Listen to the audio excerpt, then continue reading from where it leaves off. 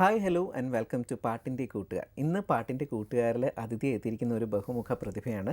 അദ്ദേഹം ഒരു മ്യൂസീഷ്യനാണ്, അതുപോലെ തന്നെ വോക്കലിസ്റ്റാണ്, അതുപോലെ കമ്പോസറാണ്, കീബോർഡിസ്റ്റാണ്. അങ്ങനെ ഏതിലാണ് ഒരു അധികം എന്ന് നിൽക്കുന്നതെന്നൊന്നും പറയാൻ പറ്റില്ല. അത്രയും നല്ല ടാലൻറ്റഡ് ആയിട്ടുള്ള ഒരു വ്യക്തിയാണ് നമ്മോടൊപ്പം അതിഥിയായി എത്തിയിരിക്കുന്നത്. സായി കൃഷ്ണയാണ്. സായി കൃഷ്ണയുടെ കൂടുതൽ വിശേഷങ്ങൾ നമുക്ക് ചോദിച്ചറിയാം. വെൽക്കം സായി കൃഷ്ണ. നമസ്കാരം. അപ്പോൾ അറിയപ്പെടുന്നൊരു പാട്ടുകാരനാണ്, അതുപോലെ തന്നെ മ്യൂസിക് കമ്പോസറാണ്, അതുപോലെ കീബോർഡിസ്റ്റാണ് അല്ലേ? ഇപ്പോൾ ഞാൻ പറഞ്ഞതുപോലെ തന്നെ ഏതാ കൂടുതൽ ഇഷ്ടം? എനിക്ക് കൂടുതൽ ഇഷ്ടം പാടുന്നത് തന്നെയാണ്. പിന്നെ ഈ ഒരു ഇടയ്ക്കാണ് എൻ്റെ മ്യൂസിക് കമ്പോസിങ് എന്നിട്ടൊരു ടാലൻറ്റ് ഞാൻ തിരിച്ചറിയുന്നത്. ചെയ്ത് തുടങ്ങിയപ്പോഴാണ് എനിക്ക് മനസ്സിലായത്. ശരി. അപ്പോൾ അങ്ങനെ ചെയ്ത് തുടങ്ങിയപ്പോഴാണ് ഒരു കമ്പോസിങ്ങിൽ ഒരു ടാലൻ്റ് ഉണ്ടെന്ന് മനസ്സിലായത്. അപ്പോൾ നമുക്ക് ആദ്യം ഒരു പാട്ടിൽ തന്നെ തുടങ്ങിയാലോ? അതെ, ഓക്കെ. ഗണപതിക്ക് വെച്ച് തുടങ്ങണമെന്നാണ്. അപ്പോൾ നമുക്കൊരു ഡിവോഷണൽ സോങ്ങിൽ തന്നെ തുടങ്ങാം. അതെ, ഗണപതി ഭവൻ്റെ പാട്ട്. ശരി. പമ്പാ ഗണപതി പാരിൻ്റെ അധിപതി കൊമ്പാർന്നുണരണവൻപിൽ തൻ്റെ തുമ്പിക്കെ ചേർക്കണം നെഞ്ചിൽ വിഘ്നങ്ങൾ വിരുപോലെ തീർക്കണം മുൻപിൽ. പമ്പാ ഗണപതി പാരിൻ്റെ അധിപതി കൊമ്പാർന്നുണരണവൻപിൽ തൻ്റെ തുമ്പിക്കൈ ചേർക്കണം നെഞ്ചിൽ വിഘ്നങ്ങൾ വിതുപോലെ തീർക്കണം മുമ്പിൽ. വേദാന്ത പൊരുളിനാധാരശിലയെ കാരുണ്യക്കടൽ കണ്ട കലികാല പ്രഭുവേ, കണി കാണാൻ മുന്നിൽ ചെല്ലുമ്പോൾ ദുഃഖങ്ങൾ കർപ്പൂരത്തിരിയായി കത്തുമ്പോൾ അയ്യപ്പൻ കളഭച്ചാർ തണിയാൻ നിൽക്കുമ്പോൾ നെയ്യഭിഷേകം സ്വാമിക്ക്, പാലഭിഷേകം സ്വാമിക്ക്, തിരുവാഭരണം സ്വാമിക്ക്, തിരുവമൃതേത്തും സ്വാമിക്ക്. നൈസ്.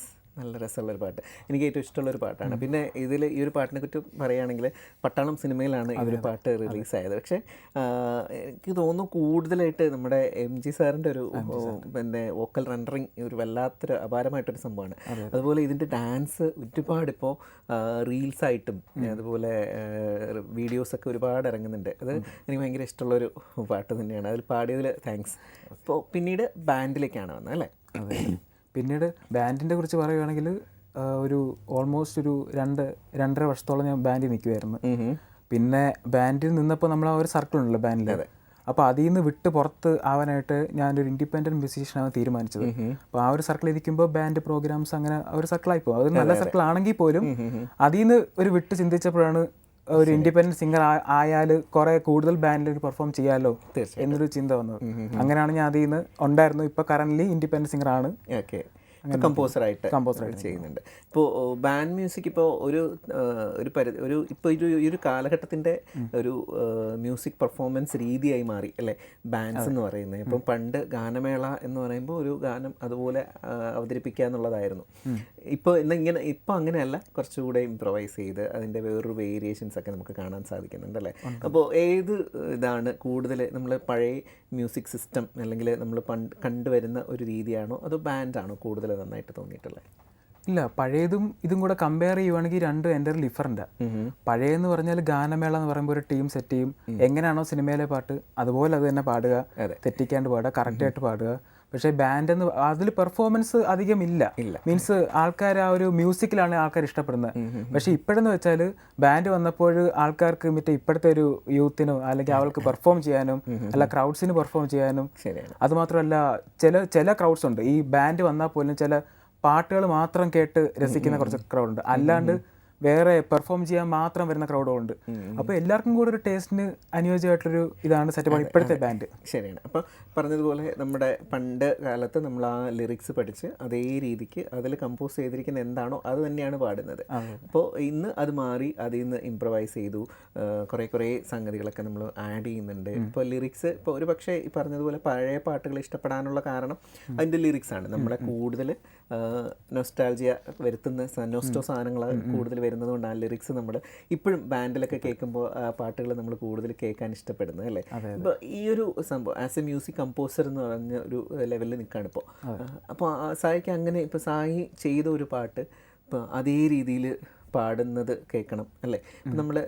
നമ്മളാണല്ലോ എൻ്റെ ഒരു എന്താ പറയുന്നത് ഫാദർ ഓഫ് ദ സോങ് എന്ന് പറയും. അപ്പോൾ അതിൽ നിന്ന് മാറി അത് വ്യത്യസ്തമായിട്ട് പെർഫോം ചെയ്യുമ്പോൾ എന്തെങ്കിലും ഫീൽ ചെയ്യാറുണ്ട്?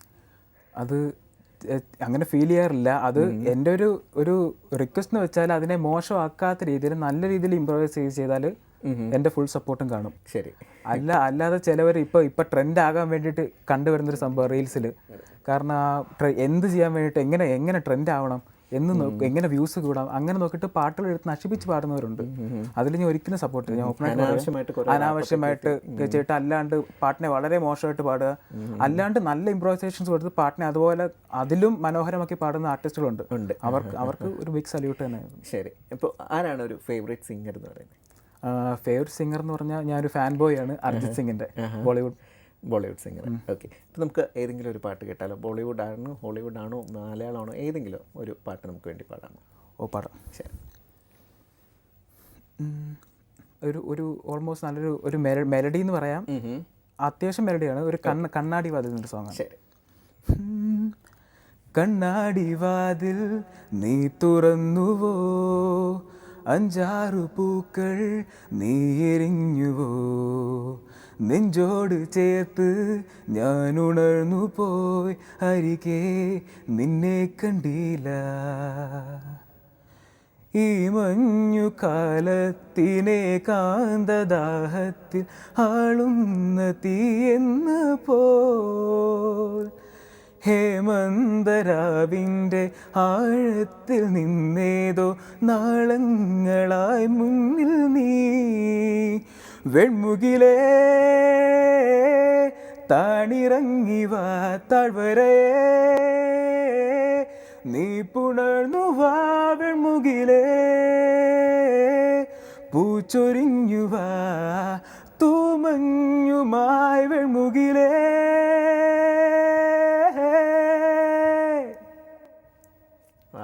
നൈസ്. ഇപ്പോൾ ഞാൻ കേൾക്കുമ്പോൾ ഞാൻ ശ്രദ്ധിക്കായിരുന്നു, ഇപ്പോൾ ഇങ്ങനെയുള്ള പാട്ടുകൾ നമ്മൾ കുറച്ചുകൂടെ മ്യൂസിക് ബാക്ക്ഗ്രൗണ്ടിൽ കേൾക്കുകയാണെങ്കിൽ ഭയങ്കര എഫക്റ്റാണ് അല്ലേ? പക്ഷേ അതൊന്നും ഇല്ലാതെ സായി ആ ഒരു ഫീല് നമുക്ക് കൊണ്ടു തന്നു. അതിന് വലിയൊരു ഹാറ്റ്സ് ഓഫ് ടു. പക്ഷേ നന്നായിട്ട് തന്നെ പാടി. ഇപ്പോൾ സായി കൂടുതലിപ്പോൾ മ്യൂസിക് കമ്പോസിങ്ങിലാണോ കൂടുതൽ ശ്രദ്ധ കൊടുത്തിരിക്കുന്നത്? അതെ, ഇപ്പോൾ കറൻ്റ്ലി ഞാൻ മ്യൂസിക് കമ്പോസിലാണ് നിൽക്കുന്നത്. സിംഗിങ്ങിൽ ഇപ്പോൾ എനിക്ക് തോന്നുന്നു 4 വയസ്സ് മുതൽ സിംഗിങ് ഫീൽഡിലുണ്ട്, പക്ഷേ ഒരു ട്രഡീഷണൽ ആയിട്ട് പഠിക്കാനുള്ളൊരു അവസരം കിട്ടിയില്ല.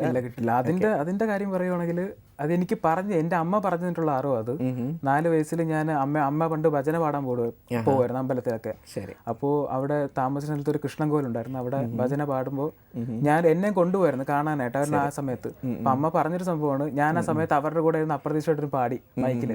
അവരുടെ കൂടെ അവരുടെ ശബ്ദത്തിൽ അങ്ങ് പാടുക. അത് കറക്റ്റ് ഒന്നും അല്ല, ജസ്റ്റ് അവരുടെ കൂടെ സംഭവം അങ്ങ് പാടുക. ശരി. 4 വയസ്സുള്ള കുട്ടി എന്ത് ഒരു അത്ര പെർഫെക്ഷൻ ഒന്നും വരില്ല, എങ്കിലും ആ ഒരു പാട്ട് പാടുക എന്നുള്ളത് അന്നേ തുടങ്ങിയതാ ആ പാട്ട്. പിന്നെ ഒരു സാമ്പത്തികമായിട്ടും ഒരു കുറച്ച് പ്രശ്നങ്ങൾ ഉള്ളതുകൊണ്ട് പിന്നെ പഠിക്കാൻ പറ്റിയില്ല പാട്ട്. ഇപ്പൊ ഇതുവരെ ഞാൻ പാട്ട് പഠിച്ചിട്ടില്ല.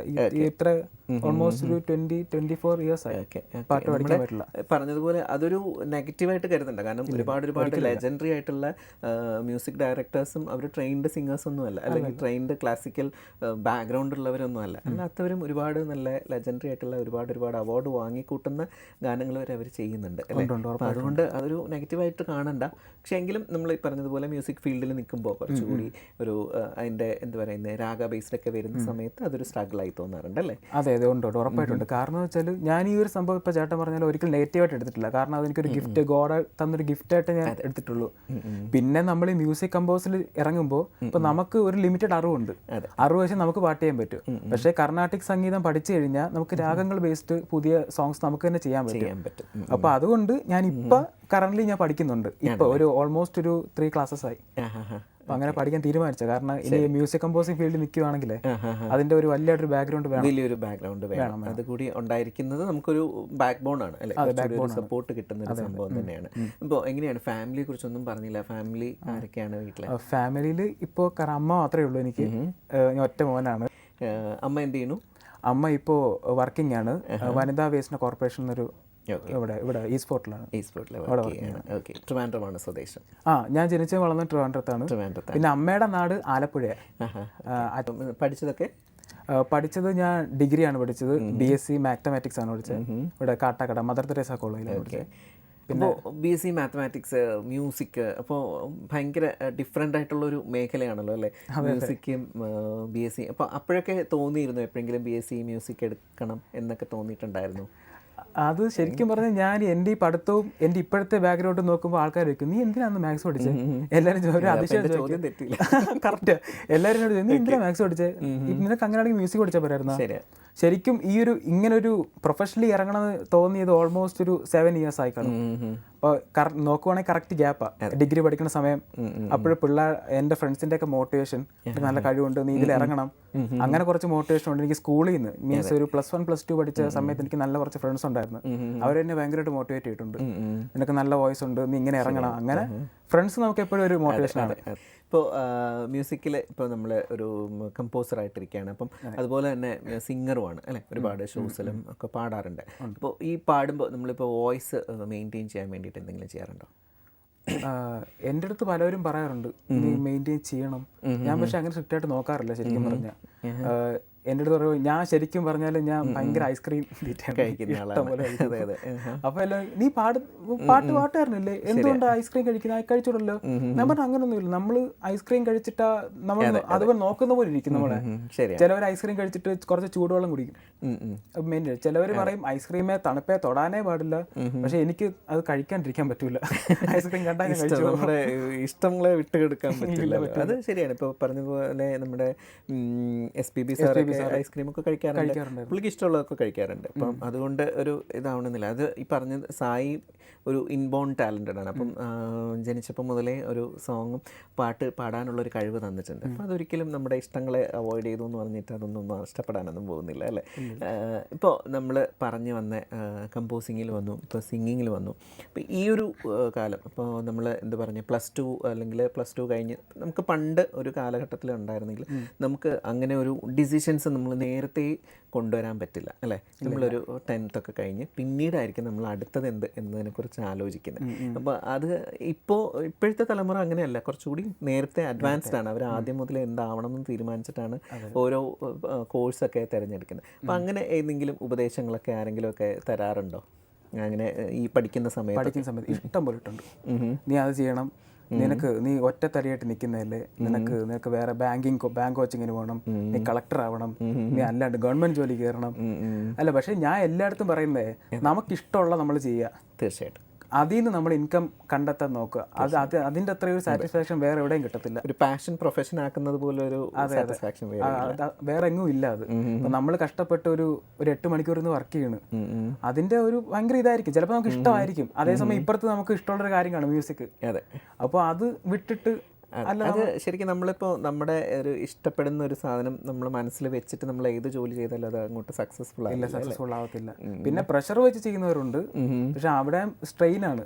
ഇപ്പൊ ഈ ഒരു നമുക്ക് ഇഷ്ടമുള്ളൊരു കാര്യം ചെയ്യാൻ നമുക്ക് സ്ട്രെയിൻ വരത്തില്ല. നമുക്ക് എത്ര വേണമെങ്കിലും ഫ്രീ ആയിട്ട് ചെയ്യാം, ആരോടും ചോദിക്കേണ്ട ആവശ്യമില്ല. അത്രയും ഒരു എൻജോയബിൾ ആയിട്ട് ചെയ്യാൻ പറ്റും. ശരിയാണ്. നമ്മളിപ്പോൾ ഒരു ജോലിയിൽ നിന്ന് ഇപ്പം എന്നെ സംബന്ധിച്ച് നമ്മളൊരു ആങ്കറിങ് ചെയ്യുകയാണെന്നുണ്ടെങ്കിൽ അത് എത്ര സമയം നീണ്ടുപോയാലും എനിക്കൊരു വിഷയമില്ല. പക്ഷെ നമ്മൾ പ്രൊഫഷൻ ചെയ്യുമ്പോൾ, നമ്മൾ ജോലി ചെയ്യുമ്പോൾ 8 മണിക്കൂർ കഴിയുമ്പോൾ നമുക്ക് ഇറങ്ങണം എന്നൊരു തോന്നൽ വരാറുണ്ട് അല്ലേ. അപ്പം അത് ഒരു ഇതാണ് ഈ പറഞ്ഞ ഒരു മെയിൻ പോയിൻ്റാണ് സായി പറഞ്ഞത്. ഇപ്പം പലപ്പോഴും ഇപ്പം മ്യൂസിക് ഡയറക്ഷനിലേക്ക് നിൽക്കുമ്പം മറ്റുള്ളവർക്ക് അറിയണം എന്നില്ല നമ്മൾ എന്താ ചെയ്തുകൊണ്ടിരിക്കുന്നത്, എങ്ങനെയാണ് ചെയ്യുന്നത് എന്നുള്ളതൊന്നും. പക്ഷേ ഈ ഉപദേശങ്ങൾ എങ്ങനെയാണ് നോക്കിക്കാണുന്നത്, നിനക്ക് ജോലിക്ക് പോയിക്കൂടെ, അങ്ങനെ പോയിക്കൂടെ, ഇങ്ങനെ പോയിക്കൂടെ എന്നൊക്കെ ഇപ്പോഴും പറയാറുണ്ടാവുമല്ലോ. ഇപ്പോഴും പറയാറുണ്ട്. അത് നമ്മൾ വേറൊരു കാര്യം വെച്ചാൽ ഈ നമ്മളിപ്പോൾ ഒരു പാട്ട് ചെയ്യുന്നു, അത് കേൾക്കാൻ നമുക്ക് ഇഷ്ടംപോലെ ഓഡിയൻസ് ഉണ്ട്. പക്ഷെ നമ്മൾ ഈ ചെയ്യുന്ന ഇതിന്റെ സ്ട്രഗിള്, ഒരു പാട്ട് ഉണ്ടാക്കുന്നതിന്റെ സ്ട്രഗിള് പുറത്തുള്ളവർക്ക് ആർക്കും അറിയത്തില്ല. നമ്മുടെ കൂടെ അകത്ത് നിന്ന് സപ്പോർട്ട് ചെയ്യുന്ന കുറച്ച് പേർക്കേ അറിയത്തുള്ളൂ സ്ട്രഗിള്. അങ്ങനെ ഒരു സംഭവം. പിന്നെ ഉപദേശം അത് ഇഷ്ടം പോലെ വരും. അത് നമ്മൾ നോക്കാണ്ടിരുന്നാൽ മതി. നമുക്ക് ഇഷ്ടമുള്ള കാര്യം നമുക്കൊരു വിശ്വാസം ഉണ്ടല്ലോ, നമുക്ക് ചെയ്യാൻ നമ്മൾ എത്തുമെന്ന്. ആ ഒരു വിശ്വാസത്തോടെ നമ്മൾ മുന്നോട്ട് നീങ്ങിയാൽ മതി. വേറെ നമ്മളൊന്നും വിശ്വാസങ്ങൾക്കനുസരിച്ച് മുമ്പോട്ട് പോയി കഴിഞ്ഞാൽ നമ്മൾ എപ്പോഴായാലും നമ്മൾ ഉദ്ദേശിക്കുന്ന സ്ഥലത്ത് ഉറപ്പായിട്ടും അങ്ങനെ എത്തിക്കഴിഞ്ഞാൽ ഇന്ന് പറഞ്ഞൊരു നാളെ വരും, നാളെ തിരിച്ചു വരും. ഉറപ്പായിട്ടും. ഞാൻ അന്ന് പറഞ്ഞതൊന്നും മറന്നു പോകല്ലേ, അന്ന് ജോലിക്ക് ഓടാന്ന് പറഞ്ഞവരൊക്കെ മറന്നു പോകും. നീ അന്നേ ഇങ്ങനെ ഒരാളാവും എനിക്കറിയാമായിരിക്കും പറയാം. ഇപ്പോൾ നമുക്ക് ഒരു മെലഡി സോങ് കേട്ടാലോ? ഒരു മെലഡി സോങ് എനിക്ക് ഇപ്പം ഏറ്റവും ഇഷ്ടപ്പെട്ട, എനിക്ക് ഇപ്പം ഭയങ്കര ഹിറ്റായത് ആടുജീവിതത്തിലെ എനിക്ക് ഭയങ്കര ഇഷ്ടപ്പെട്ട പെരിയോനെ. അത് ഞാൻ ഒന്ന് പാടാം. മറിയണുണ്ടേ മിണ്ടാമൺ തരി വാരിയെടുത്തതിൽ കണ്ടില്ല കണ്ടില്ല നിന്നനവ്, കണ്ടില്ല കണ്ടില്ല നിന്നനവ്. പെരിയോനേ എൻ റഹ്മാനേ പെരിയോനേ റഹീം, പെരിയോനേ എൻ റഹ്മാനേ പെരിയോനേ റഹീം. എനിക്കും ഞാനിപ്പോൾ റീസെൻ്റ്ലി കേട്ടാൽ എനിക്ക് ഭയങ്കര ഇഷ്ടമുള്ള ഒരു പാട്ടാണ്. നമ്മളിപ്പോൾ കാറിലൊക്കെ പോകുന്ന സമയത്ത് ഈ ഒരു പാട്ട് കേൾക്കാൻ ഭയങ്കര ഫീലല്ലേ. അതെ അതെ, നല്ലൊരു. ഇപ്പോൾ എങ്ങനെയാണ് ഈ കമ്പോസിങ് ചെയ്യുന്ന സമയത്ത് ഒരു ഏത് മൂഡിലാണ് ഇരുന്ന് ചെയ്യുന്നത്? ചിലർ പറയാറുണ്ട് ഒരുപാട് ലേറ്റ് നൈറ്റ് ഒക്കെ ഇരുന്നിട്ടാണ് കമ്പോസിങ് ചെയ്യാറുള്ളത്. എങ്ങനെയാണ് അതിൻ്റെ ഒരു കമ്പോസിങ് രീതി? കമ്പോസിങ് രീതി ഇപ്പോൾ പറഞ്ഞ ഒരു ഫാക്റ്റ് ആണ്. ചിലവർ ലേറ്റ് നൈറ്റ് ആയിരുന്നു. ഒരു സത്യാവസ്ഥ എന്ന് വെച്ചാൽ ഒരു ശല്യങ്ങളും ഇല്ലാതെ ഭയങ്കര ക്വയറ്റ് ആയിട്ടിരിക്കുമ്പോൾ നമുക്കൊരു സാധനം വരുമല്ലോ. അതിനാണ് മിക്കവരും ഈ ലേറ്റ് നൈറ്റിലോട്ട് പോകുന്നത്. പിന്നെ എന്നെ സംബന്ധിച്ചോളം ഞാൻ കമ്പോസ് ചെയ്യുന്ന കുറച്ച് ഡിഫറെൻ്റ് ആയിട്ടാണ്. എനിക്ക് ആ സ്പോട്ടിൽ എന്തെങ്കിലും വരും, അപ്പം ഞാൻ റെക്കോർഡ് ചെയ്യും, ഫോൺ റെക്കോർഡ് ചെയ്യും, പിന്നെ അതിരുന്ന് വർക്ക് ചെയ്യത്തേ ഉള്ളൂ. അതിരുന്ന് ഇങ്ങനെ ചിഞ്ച് വർക്ക് ചെയ്യും. അതിന് പിന്നെ നോയ്സും കാര്യമൊന്നും വിഷയമില്ല. ഹെഡ്സെറ്റ് വെച്ച് നല്ല വർക്ക് ചെയ്യും. പിന്നെ അങ്ങനെ ചെയ്യുന്നത്. പിന്നെ ചിലവരെന്ന് പറഞ്ഞാൽ ഈ ലേറ്റ് നൈറ്റ്, നേരത്തെ പറഞ്ഞു ലേറ്റ് നൈറ്റ് ചെയ്താലേ കിട്ടത്തുള്ളൂ. പിന്നെ ഞാൻ പറഞ്ഞു കേട്ടിട്ടുണ്ട്, റഹ്മാൻ സാറൊക്കെ എന്ന് പറഞ്ഞാൽ ലേറ്റ് നൈറ്റ് ഇരുന്നാ ചെയ്യുന്നത്. രാത്രി 1 മണി 2 മണി സമയത്തൊക്കെ ആർട്ടിസ്റ്റുകളെ വിളിച്ച് സംസാരിക്കുക, അവരെന്ന് പറഞ്ഞാൽ സമ്മതിക്കില്ല, അങ്ങനെയൊക്കെ കേട്ടിട്ടുണ്ട് പറയുന്നത്. അപ്പം അങ്ങനെ ഒരു രീതിയുണ്ട്. സ്വന്തമായിട്ടൊരു രീതി തന്നെയാണ് അവലംബിച്ചിരിക്കുന്നത് അല്ലേ? ഇപ്പോൾ നമ്മൾ കമ്പോസർ എന്നുള്ള രീതിയിൽ നമുക്ക് എന്തെങ്കിലുമൊക്കെ ചലഞ്ചസ് തോന്നിയിട്ടുണ്ടോ എപ്പോഴെങ്കിലും? ഒരു ചലഞ്ച് ഫേസ് ചെയ്യുക ആസ് എ കമ്പോസർ എന്ന് വെച്ച് മെയിനായിട്ടുള്ള ചലഞ്ച് എന്ന് വെച്ചാൽ നമ്മൾ ചെയ്യുന്ന ഒരു പാട്ട് ഓഡിയൻസിനെ കേൾപ്പിക്കുക, അവർ സ്വീകരിക്കുക, അവരെ കൊണ്ട് സ്വീകരിപ്പിക്കുക. അതാണ് ഇപ്പോൾ ഒരുപാട് ലെജൻഡറി കമ്പോസേഴ്സ് ഉണ്ട്. അവരൊക്കെ ഓരോ പാട്ട് ഇറക്കുന്നത് നമ്മളിങ്ങനെ വെയിറ്റ് ചെയ്തിരിക്കും. അപ്പോൾ എന്തുവാ സംഭവം, അത് കേൾക്കുമ്പോൾ ഒരു സാറ്റിസ്ഫാക്ഷൻ നമുക്ക് വരും.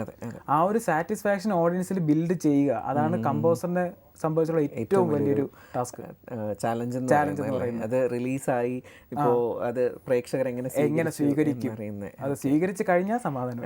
ആരാണ് ഏറ്റവും കൂടുതൽ ഇൻസ്പയർ ചെയ്തിട്ടുള്ളൊരു കമ്പോസർ? എനിക്ക് അങ്ങനെ പ്രത്യേകിച്ച് ഞാൻ അങ്ങനെ ഇൻസ്പിറേഷൻ ഇല്ല. എല്ലാവരും എനിക്ക് ഇൻസ്പിറേഷനാണ്. എല്ലാ മ്യൂസിക് കമ്പോസേഴ്സും എനിക്ക് ഇൻസ്പിറേഷൻ തന്നെയാണ്. അത് എല്ലാവരുടെയും പ്ലേലിസ്റ്റ് ഞാൻ കേൾക്കാറുണ്ട്. ഇങ്ങനെ സ്പെസിഫിക് ആയിട്ട് എനിക്ക് പ്ലേലിസ്റ്റ് ഇല്ല സത്യം പറഞ്ഞാൽ. ഇപ്പോൾ സോഷ്യൽ മീഡിയ ഇപ്പോൾ വലിയൊരു പ്ലാറ്റ്ഫോമാണ്. നമ്മുടെ ഈ പറഞ്ഞതുപോലെ തന്നെ ഒരു യുവ കലാകാരന്മാർക്ക് അല്ലെങ്കിൽ നമുക്ക് വേദികൾ കിട്ടാത്ത ഒരുപാട് കലാകാരന്മാർക്ക് വലിയൊരു അവസരം നൽകിയ ഒരു സംഭവമാണ് ഈ സോഷ്യൽ മീഡിയ എന്ന് പറയുന്നത് അല്ലേ? അപ്പോൾ അതിനെ എങ്ങനെയാണ് നോക്കി കാണുന്നത്? സോഷ്യൽ മീഡിയ ശരിക്കും പറഞ്ഞാൽ വലിയൊരു പ്ലാറ്റ്ഫോമാണ്. അത് ഈ യുവതലമുറയ്ക്കും അല്ലാണ്ട് ഈ എങ്ങനെ വ്യൂസ് കയറാം. ഇപ്പൊ ചിലവർ വ്ളോഗ് ചെയ്യാറുണ്ട്, ചിലവർ കവേഴ്സ് ചെയ്യാറുണ്ട്. ഏറ്റവും കൂടുതൽ ഈ ആർട്ടിസ്റ്റുകളെ നമ്മൾ അറിയപ്പെടുന്ന കവർ സോങ് എഴുതും. അല്ലാണ്ട് കയറി വരുന്നവരുണ്ട്, അവരുടെ സ്വന്തം പാട്ടിൽ ഇറക്കി കയറി വരുന്നവരുണ്ട്. അങ്ങനെ ഒരു സംഭവമുണ്ട്. പക്ഷേ സോഷ്യൽ മീഡിയ ഒരു സംഭവം തന്നെയാണ്. അത് ആർട്ടിസ്റ്റുകൾക്ക് വളർന്നു വരാൻ പറ്റിയൊരു പ്ലാറ്റ്ഫോമാണ് സോഷ്യൽ മീഡിയ. പ്രത്യേകിച്ച് ഇൻസ്റ്റാഗ്രാമിൽ ഒരു റീലിട്ട ആൾക്കാർ കണ്ടാൽ പിന്നെ ഓക്കെ ക്ലിക്കായി. പക്ഷേ എങ്കിലും ചിലപ്പോഴൊക്കെ അതൊരു നെഗറ്റീവായിട്ട് വരുന്നൊരു സാഹചര്യം ഉണ്ടായിട്ടുണ്ട്. കാരണം നമ്മൾ ഇപ്പോൾ പല കാര്യങ്ങളും ഇപ്പോൾ ഒരു സോങ് റിലീസ് ചെയ്യുമ്പോഴാണെങ്കിലും ഇപ്പം നെഗറ്റീവ് കമൻറ്റ്സ് ഒരുപാട് വരാറുണ്ട്. ഇപ്പം അതിൻ്റെ എന്താണ് അതിൻ്റെ ഉള്ളിലെടുത്ത പെയിനൊന്നും അറിയാതെ ഒരു കമൻറ്റ് ഇട്ട് കഴിഞ്ഞാൽ തീർന്നു ഇടുന്ന ആളുടെ. പക്ഷെ അത് സ്വീകരിക്കുന്ന ആളിനെ സംബന്ധിച്ചിടത്തോളം വലിയൊരു വേദന തന്നെയല്ലേ? അങ്ങനെ എന്തെങ്കിലും ഒരു എക്സ്പീരിയൻസ് ഉണ്ടായിട്ടുണ്ടോ? ഇല്ലില്ല, അങ്ങനെ ഇതുവരെ ഉണ്ടായിട്ടില്ല.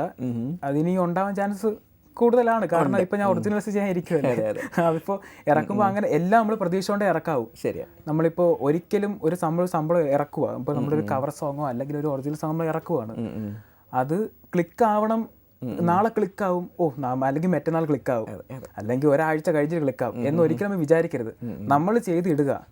അത് തല വിധി ഉണ്ടെങ്കിൽ ആ ഒരു സമയം തെളിഞ്ഞിരിക്കുകയാണെങ്കിൽ ഉറപ്പായിട്ടും ക്ലിക്കാവും. അത് എന്തൊക്കെ ചെയ്യാനും കുഴപ്പമില്ല. ശരിയാണ്. പക്ഷെ വേറൊരു ടൈപ്പ് ആൾക്കാരുണ്ടല്ലോ, ഒരു നെഗറ്റീവ് പബ്ലിസിറ്റിയിലൂടെ ഹിറ്റ് ആവാൻ നോക്കുന്ന ആൾക്കാർ അല്ലേ? അങ്ങനെ ഒരു ഇപ്പം നെഗറ്റീവ്സ് മനഃപൂർവ്വം കൊണ്ടിട്ടിട്ട് അതിൽ നിന്ന് അത് എപ്പോഴെങ്കിലും അങ്ങനെയൊക്കെ സോഷ്യൽ മീഡിയയിൽ കണ്ടിട്ടുണ്ടോ? എന്താണ്? ഞാൻ ഇഷ്ടം പോലെ കണ്ടിട്ടുണ്ട് സോഷ്യൽ മീഡിയ. കാരണം ഈ പാട്ടിന്റെ കേസ് എടുത്താൽ തന്നെ പറയാൻ പറ്റും. ഒരു പാട്ടെടുത്ത് അതിനെ നല്ല രീതിയിൽ കവർ സോങ് ചെയ്തിരുന്നവരുണ്ട്. ഫോർ എക്സാമ്പിൾ ഇപ്പോൾ ഒരു നല്ലൊരു മെലഡി എടുത്തു, ഇപ്പോൾ ഫോർ എക്സാമ്പിൾ പെരിയോനെ എടുത്തു, അതിനെ നല്ല രീതിയിൽ ചിലപ്പോൾ അതിലും ഭംഗിയായിട്ട് ചെയ്ത് ഇടുന്നവർ കാണും. അതിനൊക്കെ കൂടിപ്പോയൊരു 100 ലൈക്ക്, ഒരു 500 ലൈക്ക്, അത്ര മാക്സിമം ഒരു 1000 വ്യൂ അത്രേ ഉള്ളൂ. പക്ഷേ അതേസമയം ഈ പാട്ടിനെ ഒരു ഭയങ്കര വൾഗറാക്കി, അതിനെ പാടാൻ അറിയായിരിക്കും പക്ഷെ അതിനെ ഭയങ്കര മോശമാക്കി പാടി, ഭയങ്കര ഒരു ഗോഷ്ടിയൊക്കെ കാണിച്ച് പാടി ഇട്ട അതിന് 1 ലക്ഷം വ്യൂ, 5 ലക്ഷം വ്യൂ അങ്ങനെയൊക്കെ കയറിപ്പോണ. അപ്പോൾ അങ്ങനെ ഒരു സപ്പോർട്ടീവ് ആയിട്ടുള്ള നേച്ചർ എനിക്ക് ഒരിക്കലും ഇഷ്ടമല്ല. ഞാൻ ഓപ്പണായിട്ട് പറയുമ്പോഴും ഒരു സോഷ്യൽ മീഡിയ നെഗറ്റീവ് ആണെന്ന് തന്നെ നമുക്ക് നെഗറ്റീവാണ്, ഭയങ്കര നെഗറ്റീവ്. അത് ആൾക്കാർ എന്തുകൊണ്ട് സ്വീകരിക്കുന്നത് എനിക്ക് മനസ്സിലാവുന്നില്ല. സബ്സ്ക്രിപ്ഷൻസ് കൂട്ടാൻ വേണ്ടിയിട്ട് പരിപാടികൾ. ഓക്കെ, അപ്പോൾ എന്താ പറയുന്നത്, നമുക്കൊരു അടിപൊളി പാട്ട് അല്ലെങ്കിൽ ഇപ്പോൾ ട്രെൻഡിങ് ആയിട്ടുള്ള പാട്ടുകളാണോ കൂടുതൽ ഇഷ്ടം അതോ പഴയ പാട്ടുകളാണോ കൂടുതൽ ഇഷ്ടം തോന്നുന്നത്? പഴയതും കേൾക്കാറുണ്ട്. പഴയതിന് എത്ര കേട്ടാലും നമുക്ക് ഒരു മടുപ്പ് തോന്നില്ല അല്ലേ? തോന്നത്തില്ല. നമുക്ക് പഴയ പാട്ടുകളുടെ ലിറിക്സ് നമുക്ക് ഇപ്പോഴും പല കാര്യങ്ങളും കാണാതെ അറിയാൻ പറ്റുന്നുണ്ട്. പക്ഷെ ഇപ്പം മ്യൂസിക്കലി കുറേ കാര്യങ്ങളൊക്കെ വന്നപ്പം ലിറിക്സ് പോലും മറന്നു പോകുന്നൊരു സാഹചര്യം. ഏതെങ്കിലും ഒരു പാട്ട്, പഴയതോ പുതിയതോ ഏതായിക്കോട്ടെ. ഞാൻ പഴയത് പാടാം. ശരി. അനുരാഗിണി ഇതായൻ കരളിൽ വിരിഞ്ഞ പൂക്കൾ ഒരു രാഗമാലയായി ഇതു നിന്റെ ജീവനിൽ അണിയൂ അണിയൂ അഭിലാഷ പൂർണിമേ അനുരാഗിണി ഇതായൻ കരളിൽ വിരിഞ്ഞ പൂക്കൾ കായലിൻ പ്രഭാതഗീതങ്ങൾ കേൾക്കുമീ തുഷാരമേഘങ്ങൾ കായലിൻ പ്രഭാതഗീതങ്ങൾ കേൾക്കുമീ തുഷാരമേഘങ്ങൾ നിറമേകും ഒരു വീതിയിൽ കുളിരോലും ശുഭവേളയിൽ പ്രിയതേ മമമോഹം നീയറിഞ്ഞു മമമോഹം നീയറിഞ്ഞു അനുരാഗിണി ഇതായൻ കരളിൽ വിരിഞ്ഞ പൂക്കൾ. നന്നായിട്ട് പാടി.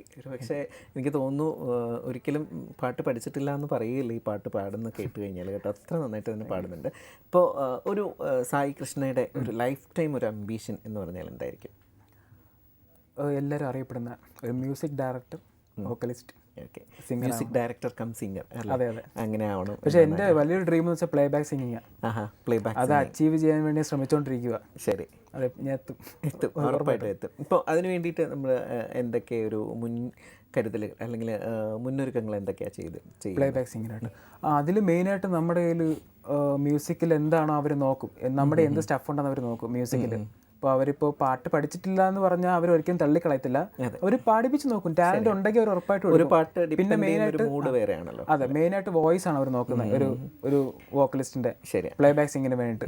പിന്നെ ക്ലാസിക്കൽ പഠിക്കണം, അതിന്റെ ബേസ് ഉണ്ടെങ്കിൽ കുറച്ചുകൂടി നമുക്ക് എഫേർട്ട്ലെസ് ആയിട്ട് പാടാൻ പറ്റും, ഏത് റേഞ്ചും പോകാൻ പറ്റും. പിന്നെ ഞാൻ ഓപ്പൺ പറയാം, എനിക്ക് ഏറ്റവും കൂടുതൽ ഇഷ്ടം ഹൈ റേഞ്ച് സോങ്സ് ആണ്. ഞാൻ ബേസ് കഴിവതും പിടിക്കാറില്ല. ഹൈ റേഞ്ച് നല്ല ഹൈലോട്ട് പോകുന്ന സോങ്സ് ഒക്കെ ഭയങ്കര ഇഷ്ടമാണ്, അത് കൂടുതലും ഞാൻ കേൾക്കുന്നത്. ശരി, ഇപ്പം നൈസ്. അപ്പോൾ സായി പറഞ്ഞതുപോലെ തന്നെ അർജുൻ സിംഗിനെ നേരിട്ട് കാണാനുള്ള ഭാഗ്യവും അദ്ദേഹത്തോടൊപ്പം വർക്ക് ചെയ്യാനുള്ളൊരു ഭാഗ്യമൊക്കെ ഉണ്ടാവട്ടെ എന്ന് ഞാൻ ആശംസിക്കുകയാണ്. ഇനി അറിയപ്പെടുന്ന ഒരു സംഗീത സംവിധായകനും അല്ലെങ്കിൽ സിംഗറും ഒക്കെ ആയി മാറിത്തീരും. അപ്പോൾ അപ്പോഴും ഞങ്ങളോടൊപ്പം വരണം, ഞങ്ങൾ ഇൻ്റർവ്യൂസിലൊക്കെ സഹകരിക്കണം. ഇന്ന് സായിയുടെ വിശേഷങ്ങൾ നമ്മളെല്ലാവരും കേട്ട് കഴിഞ്ഞു. സായിയുടെ പാട്ട് കേട്ട് എനിക്ക് നമ്മുടെ എന്താ പറയുന്ന റാപ്പിഡ് ഫയർ ഒന്നും കൊടുക്കാൻ പറ്റിയിട്ടില്ല. നമുക്ക് അടുത്ത എപ്പിസോഡിൽ അത് കൊടുക്കാം. എന്തായാലും പുതിയൊരു അതിഥിയുമായി നിങ്ങൾ വീണ്ടും എത്തുന്നത് വരേക്കും ഇന്നൊക്കെ ഇവിടെ വാങ്ങുന്നു. നന്ദി, നമസ്കാരം.